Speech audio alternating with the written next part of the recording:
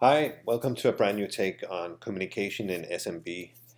Based on insight sessions with customers, we wanted to highlight just a few examples of how we feel we can support typical SMB workflows. For starters, you will notice that we use a very simple and flat layout with a traditional 5-point navigation at the bottom. This is easily understood by all by now. And the basic navigation includes home, as you see here, chat, directories, a call history, and a search engine. It's worth to point out that home in this case is probably the most important. This is where the user can place all important contacts, internal and external, as well as creating groups and interact with just a single press. Home can even be programmed with specific function keys like BLF or bus secretary functionality. At the very top, you see a series of line keys.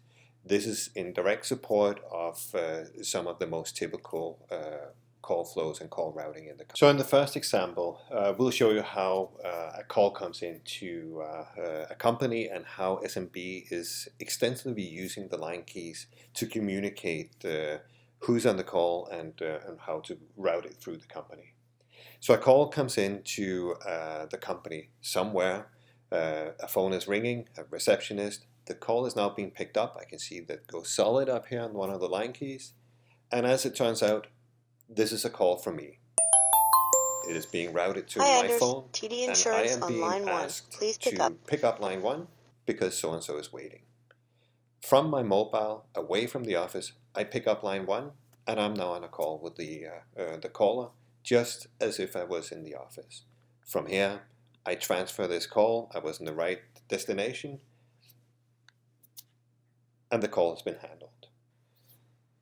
Up until today, native calls have been taking priority over soft phone calls, and this has resulted in users losing very important VoIP calls, and this has also been the main reason for poor soft phone adoption across the board. Now, with the latest updates to iOS and Android, this glass situation has been addressed, and the next example will show how we intend to take advantage of these changes. So in this case, I am making an outgoing call to Lillian. Lillian answers, Hi, and while Anders. we're on the What's call, up? I receive a second native call to my mobile.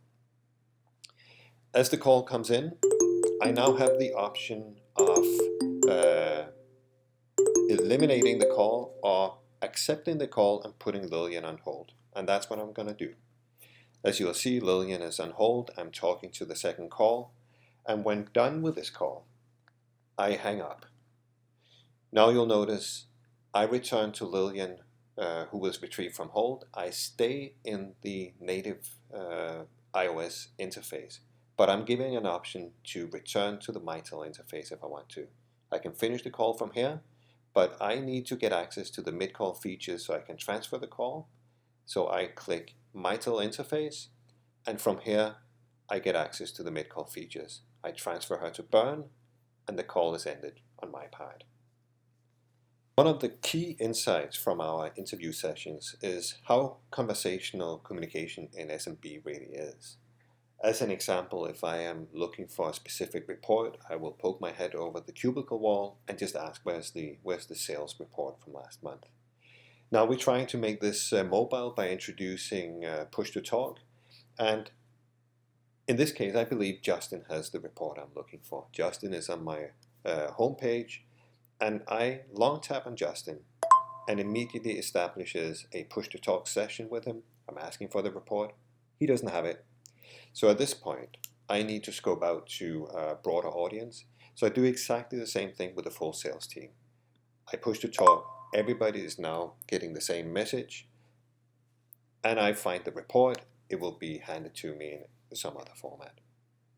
But everything has been handled quite immediately. The last example we want to show is around taking advantage of mobile notifications and make sure that we build on known current mobile workflows. For instance, I do not want to receive all my voice push-to-talks as voice messages. And in this case, I've set myself to do not disturb, and I'm, by the way, in an entirely different application. So when Bernadette sends me a push to talk message, it enters as a text message in the native notification center. From here, I can pull down to get a few different options. One of them is reply. Because Bernadette sent me this as a text, I will enter directly into our text conversation even though it was a push to talk, and I get the option of replying through push to talk. So you see, this blending of voice to text has become pretty standard expectation by now, and this is something we can use to our advantage.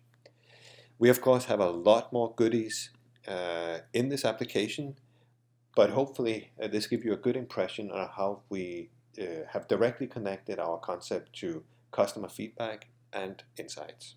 Thank you very much.